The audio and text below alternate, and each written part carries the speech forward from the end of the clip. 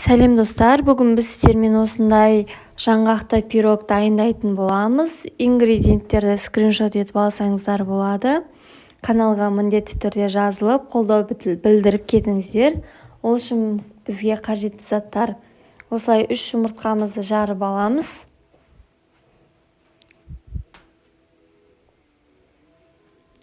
Және де қантпен араластырып, жақсылап миксерлейтін боламыз.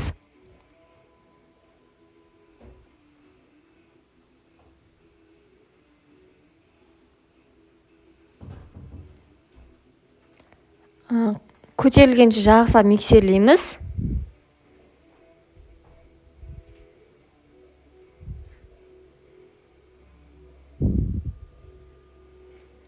Мінекей бізде осылай болып көтерілді.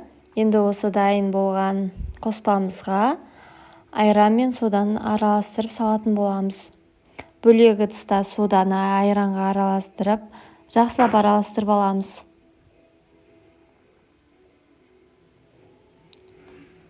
Осы қоспаны енді бірге араластыратын боламыз. Осылай тағы да миксерлеп аламыз.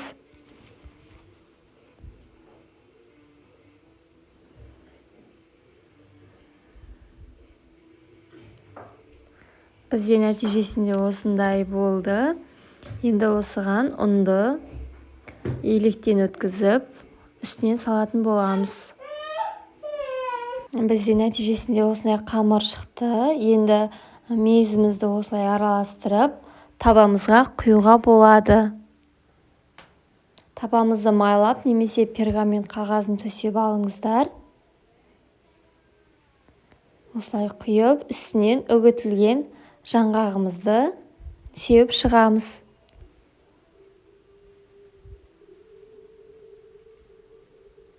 Жаңғақты сеуіп болған соң, осылай кондитерлік мешокта сгущенка егер болып жатса, үстінен осылай сән ретінде жасап шығуға болады. Осылай дайын болды. Енді қызып тұрған табада 180 градуста 20 минуттай пісіретін боламыз. Нәтижесінде осындай керемет пирог дайын болды. Видеоны тамашалағандарыңызға рахмет.